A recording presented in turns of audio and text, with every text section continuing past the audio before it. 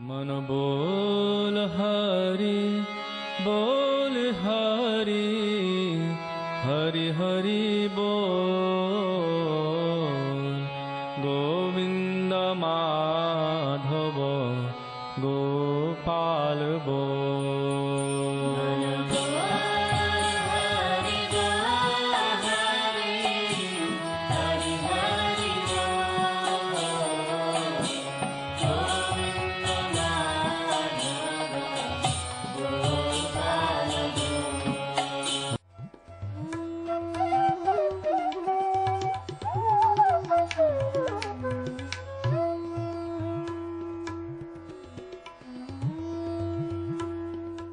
ओम विष्णुपाद अष्टोत्तर शत श्री श्रीमद् भक्ति वेदांत नारायण गोस्वामी महाराज जी का शुभ आविर्भाव सन 1921 में बिहार के बक्सर जिले में मौनी अमावस्या के दिन अर्धरात्रि में हुआ था। प्रारंभ से ही इनकी धर्म में रुचि थी। बचपन में ही उन्होंने गीता, रामायण आदि का अध्ययन किया था। संसार से अत्यंत तीव्र वैराग्य होने के कारण 25 वर्ष की आयु में ही वे गृहस्थ जीवन त्याग कर मठ में निवास करने लगे। सन 1946 में उन्होंने नित्य लीला प्रविष्ट ओम विष्णुपाद श्री श्रीमद् भक्ति प्रज्ञान केशव गोस्वामी महाराज जी से विधिवत दीक्षा प्राप्त की तथा सन 1954 में संन्यास ग्रहण किया। मथुरा में निवास करते हुए अपने गुरु की आज्ञा तथा कृपा से अनेक ग्रंथों का हिंदी भाषा में अनुवाद किया है। इनके प्रमुख ग्रंथ हैं श्रीमद् भगवद गीता, गीत गोविंद, जैव धर्म, वेणु गीत, भजन रहस्य, ब्रजमंडल परिक्रमा, श्री श्री वृहद भागवतामृतम। इन सभी ग्रंथों का English, Spanish, Dutch, French, German, Russian, Italian, Portuguese, Chinese आदि विश्व की अनेक भाषाओं में अनुवाद हो रहा है।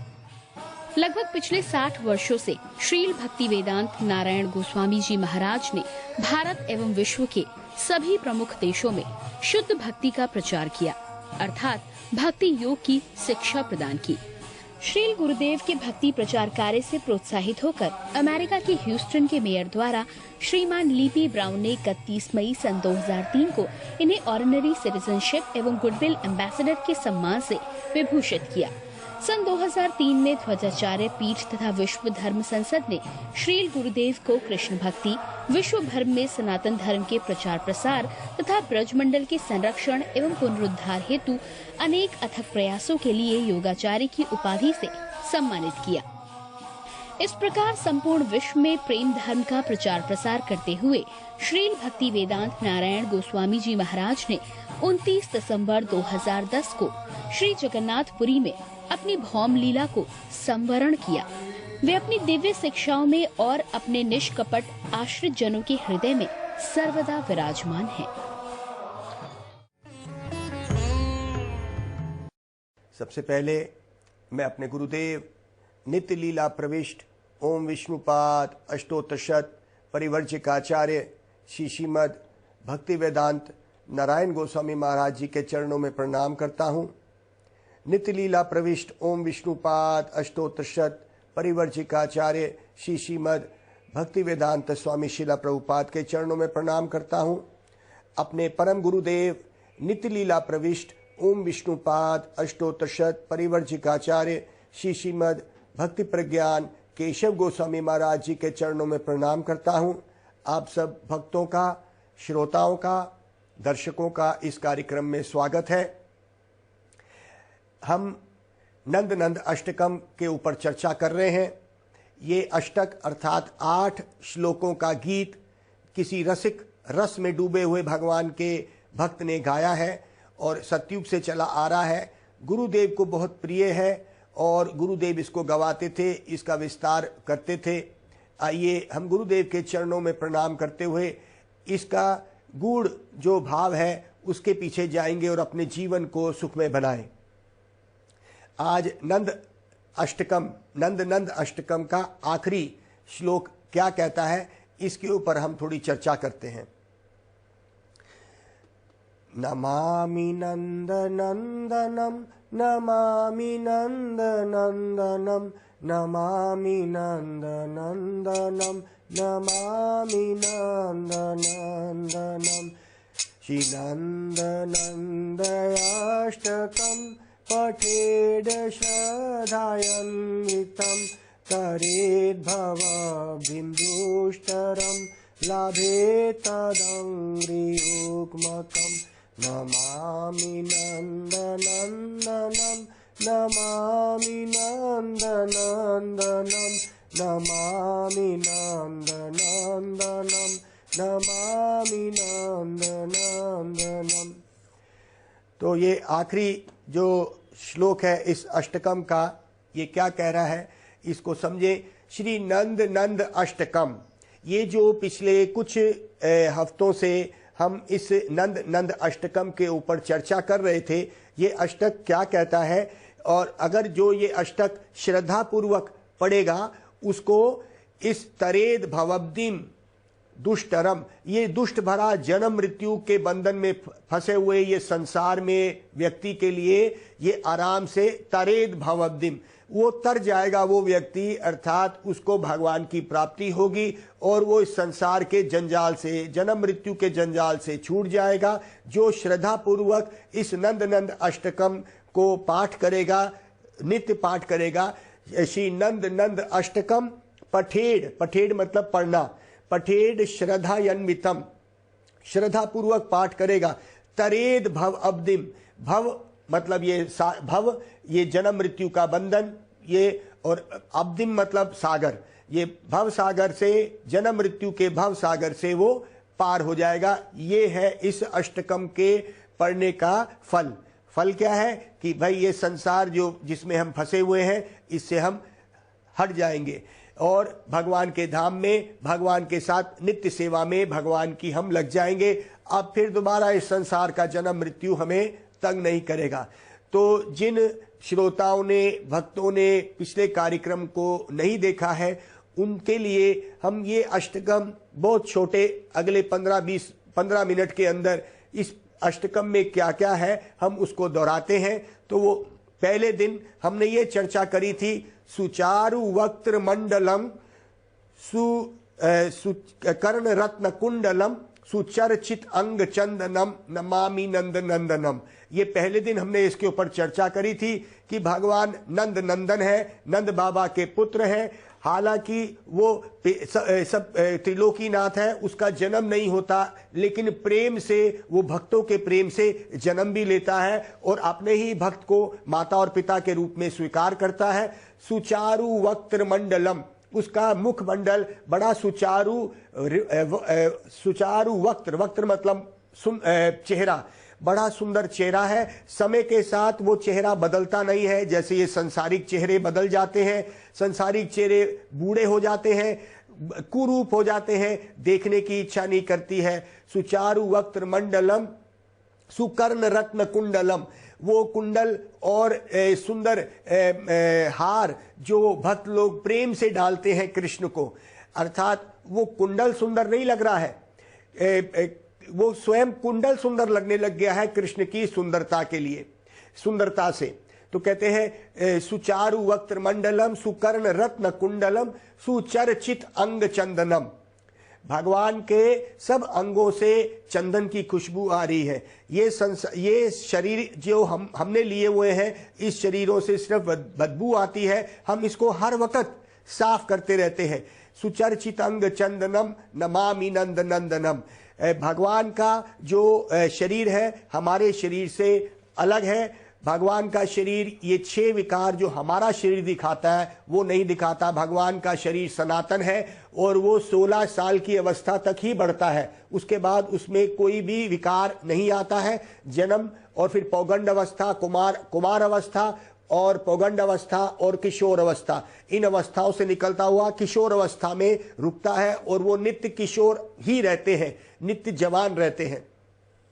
तो कहते हैं इसके बाद हमने ये कहा कि इस शरीर और भगवान के शरीर में जमीन आसमान का फर्क है। भगवान ने ये भी बताया कि मूढ़ व्यक्ति, जो कम बुद्धि वाले लोग हैं, ये मान लेते हैं कि भगवान का भी शरीर ऐसा ही होगा, इसलिए भगवान का शरीर ही नहीं होता, जिस तरह हमने ब्रह्मवादियों के बारे में बात करी थी। फिर हमने दूसरे दिन इस बात की चर्चा करी, सुदीर्घ नेत्र पंकजम शिखी शिखंड मुर्दजम अनंग कोटि मोहनम नमामि नंद नंदनम। सुदीर्घ नेत्र, भगवान के आंख जो है कमल के समान है, क्योंकि बड़ी सुंदर आंख है। और कहते हैं भाई कि स्वयं नंद नंदन की आंख तो बड़ी टेढ़ी रहती है, उनकी लीलाएं भरी होती हैं। जितना टेढ़ी आंख भगवान की है, ध्यान रखो, ये आंख अगर किसी पे भी पड़ जाएगी तो वो ये संसार की सुध बुध भूल जाएगा। तो दीर्घ नेत्र पंकजम शिखी शिखंड मुर्दजम, उनके सर पे मोर मुकुट है और हाथों में बंसरी रखी हुई है। शिखिंड अनंग कोटि मोहनम, वो इतने सुंदर है। भगवान ये सब सुंदरता के गहने इसीलिए डालते हैं क्योंकि भक्त लोग बड़े प्रेम से, जैसे यशोदा सुबह जब कृष्ण को तैयार करती है वात्सल्य रस में, मोर की पंखी लगाती है, बंसरी पकड़ाती है, तो कहते हैं ये सुंदर चेहरा कब मेरे आंखों में आएगा और कब कृष्ण की आंख मेरे पे पड़ेगी। अनंग कोटि मोहनम, इस संसार में एक काम जो है, वो भी काम कौन सा, उस अशुद्ध कामदेव का एक परछाई इस संसार में सबको मोहित करती है।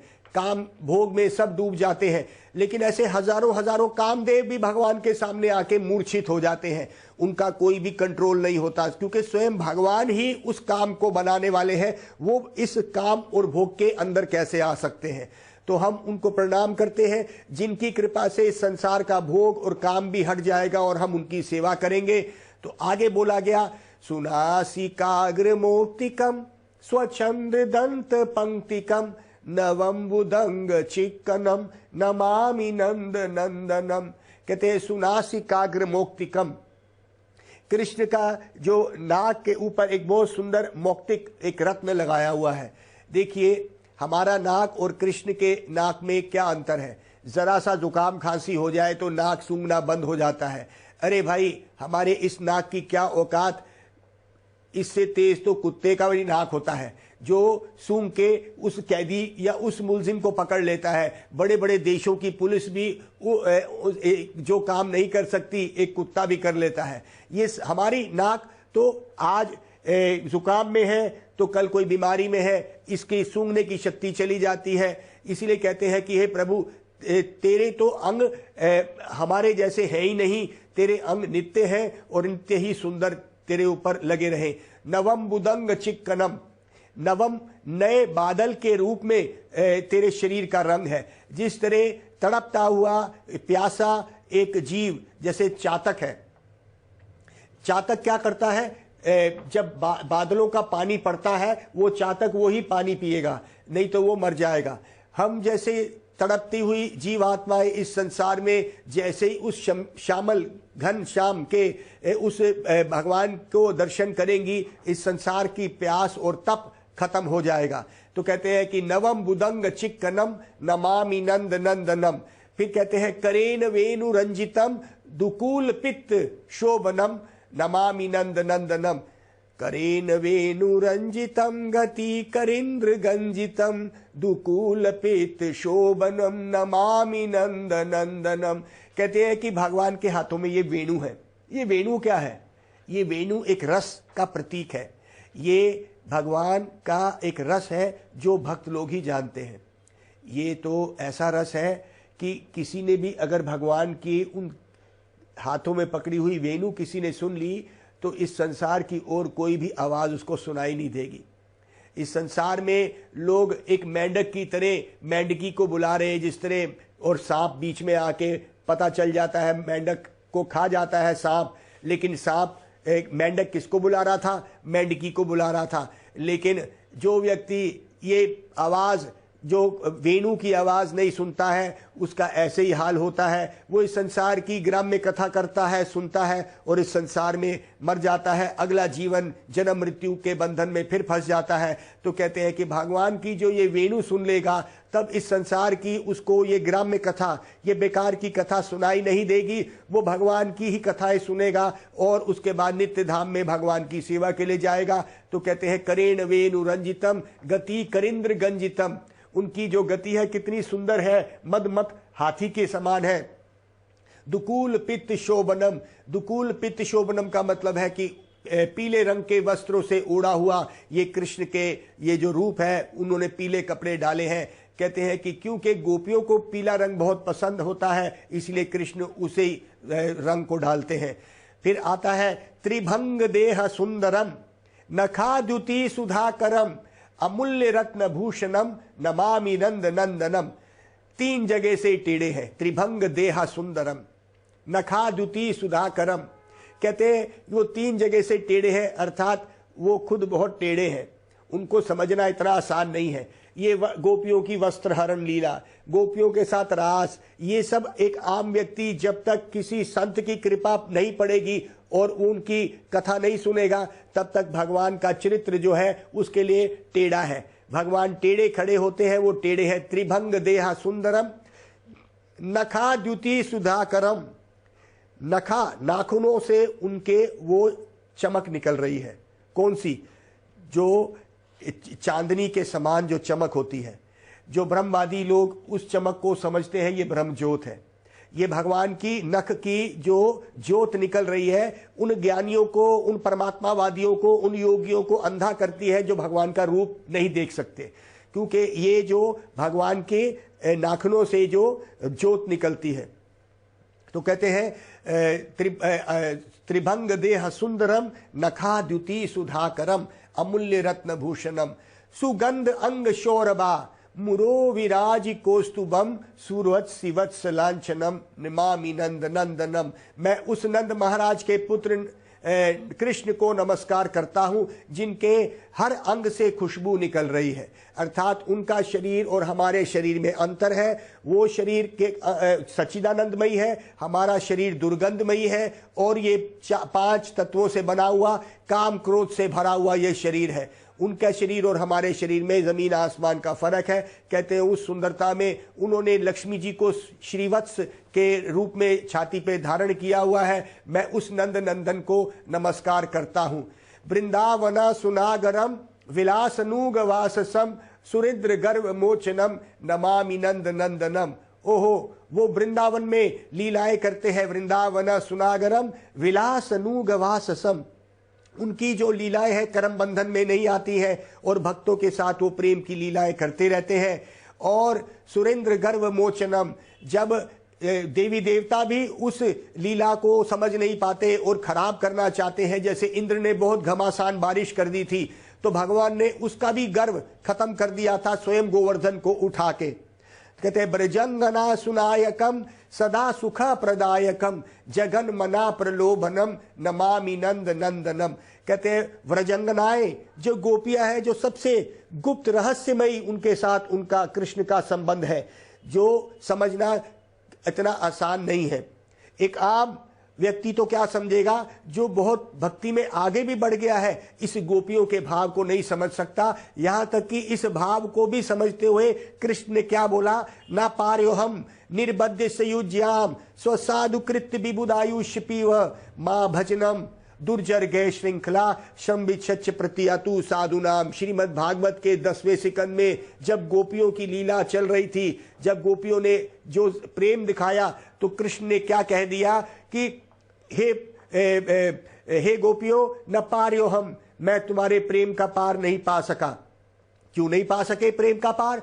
उन्होंने कहा कि गोपियों, तुमने तो सब कुछ ही, न पार्यो हम निर्बद्ध सयुज्याम, अब तुमने मुझे बांध दिया, अब मैं निर्बंध नहीं हो सकता। सयुज्याम सो साधु कृत्य, जो तुमने कार्य कर दिया कितना सुंदर, कि मेरे को इतना प्रेम किया कि तुमने घर बाहर मां भजनम, मेरे भजनम के लिए मां भजनम, ओ तुमने मेरे भजन के लिए अपने पति, सास, ससुर, बच्चों को त्याग के मेरे पास मेरी बंसरी सुन के जंगल में आ गई हो। तो गोपियों, मैं अपने माँ बाप यशोदा माँ नंद बाबा को नहीं छोड़ पाया, मैं अपनी गैयाएं सांवली, धावली, चंपके, तुंगे, मैं नहीं छोड़ पाया इन गैयाओं को, लेकिन गोपियों तुमने तो सब कुछ ही छोड़ दिया।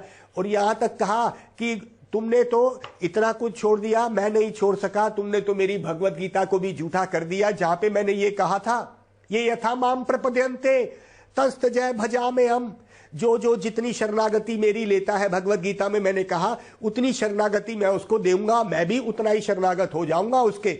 लेकिन गोपियों, तुमने तो इतना कुछ कर दिया कि तुमने तो मेरी भगवत गीता को झूठा कर दिया। मैं नहीं पार पा सकता गोपियों जो तुमने मेरे लिए कर दिया। मां भजनम न पार्यो हम निर्बद्ध सुज्यम सो साधु कृत्य विबुदायुष पी। अगर मैं ब्रह्मा जितनी लंबी उम्र भी ले लूं, तब भी मैं तुम्हारे इस ऋण को नहीं चुका सकूंगा। ये थी गोपियों की बात, जिसको बड़े बड़े ब्रह्मा, शिव, नारद भी नहीं समझ सके, जिनका प्रवेश ही वृंदावन में और उस लीलाओं में नहीं है, तो आम व्यक्ति की क्या बात करें। तो भगवान स्वयं कह रहे हैं कि मेरे को भी नहीं समझ आए कि गोपियों ने इतना प्रेम मेरे से कैसे कर लिया। तो ये नंद नंद अष्टकम हमने ये जो पिछले कुछ हफ्तों में इस कार्यक्रम में उसका विस्तार से विश्लेषण किया था। कहते हैं बड़े ही प्रेम से, श्रद्धा पूर्वक जो व्यक्ति इस पूरे नंद नंद अष्टकम को प्रेम पूर्वक पढ़ता है, भजन करता है, तो भगवान क्या करेंगे। आज हम इसके ऊपर विस्तार से चर्चा कर रहे हैं। ये चर्चा क्या है कि श्री नंद नंद अष्टकम पठेड श्रद्धा अन्वितम, श्रद्धा पूर्वक हमें इस अष्टक का अध्ययन करना है। देखिए, सारी चीज श्रद्धा के ऊपर है। हम इस संसार में भी क्योंकि हमारी श्रद्धा है इसलिए हम रहते हैं। ये श्रद्धा क्या है? हमारे रूप गोस्वामी इस श्रद्धा शब्द के ऊपर एक विश्लेषण करते हैं। कहते हैं श्रद्धा होती क्या है? श्रद्धा शब्दे विश्वास कहे सुदृढ़ निश्चय, कृष्ण भक्ति कैले सर्व कर्म कृत होए। कहते हैं श्रद्धा किस शब्द को कहते हैं? श्रद्धा कहते हैं विश्वास को। श्रद्धा का मतलब है विश्वास। जैसे आज आप इस कार्यक्रम को देख रहे हैं और आप के घर के कार्य हैं और भी कार्य पड़े हुए हैं, लेकिन आपने सोचा इस कार्यक्रम को हम पहले देखेंगे। और जैसे जैसे आपकी श्रद्धा बढ़ेगी, आपका ये विश्वास है कि घर के सारे काम और मेरे जीवन के सारे काम हो जाएंगे अगर मैं भगवान पे विश्वास रखूंगा। तो कहने का मतलब है कि वो श्रद्धा शब्द विश्वास, श्रद्धा का शब्द का अर्थ है विश्वास। ये मेरा विश्वास कि भगवान और भगवान का नाम, भगवान की कथा सुनने पे मेरे बाकी के इस संसारिक काम अपने आप हो जाएंगे। इसको कहते हैं श्रद्धा। जैसे जैसे ये श्रद्धा बढ़ेगी तो आप बताइए, आप ये मानने लग जाएंगे कि भगवान सारे काम कराने वाला है, वो ही कराएगा। जब तक ये श्रद्धा कम है तब तक आप उधर उस कार्य को भी करेंगे। तो एक स्तर पे आप आ जाएंगे जब आप मानेंगे कि 24 घंटे भगवान की हरि कथा सुने और सुनाए, कीर्तन करे, मेरे दुनिया के सारे काम अपने आप हो जाएंगे, कराने वाला वो है। तो ये कहते हैं बड़ी ऊंची स्थिति है श्रद्धा की। ये श्रद्धा से क्या होता है? एक व्यक्ति थोड़ी श्रद्धा लेके आता है और श्रद्धा में क्या करता है? वो साधु संग। हमारे रूप गोस्वामी इस क्रम को बता रहे हैं। भक्ति रसामृत सिंधु में वो कहते हैं पहले एक व्यक्ति श्रद्धा लेके आता है आध्यात्मिक संसार में, फिर उसके बाद उसका साधु संग होता है। साधु संग से क्या होता है? वो साधुओं से पूछता है, साधु के साथ वार्तालाप करता है, उससे संबंध रखता है, हरि कथा सुनता है। और जब वो साधु से बातें सुनता है तो उसकी भजन क्रिया, भजन करने की इच्छा जागती है। वो भजन में क्या करेगा? साधु बताएगा उसको, देखिए भजन में 4 नियम का पालन करिए, इस संसार में मीट, मच्छी, लहसुन, अंडा, प्याज नहीं खाइए। दूसरा, सट्टेबाजी मत करिए, पराई स्त्री से संबंध मत करिए और किसी प्रकार का भी नशा मत करिए, यहाँ तक कि चाय और कॉफी तक भी ना पीजिए, क्योंकि उसमें भी नशा है, कैफीन है, वो आपको इस भौतिक संसार की आसक्तियों में बांध देगी। वो इस तरह की बातें करेगा। फिर वो बोलेगा आप 16 माला करिए। माला में भगवान का ध्यान कैसे करेंगे? इन हरि कथाओं को जो हम सुना रहे हैं, जो भगवान की लीला सुना रहे हैं, इसमें आप अपना विश्वास करिए, बार बार सुनिए। इसको कहते हैं साधु संग।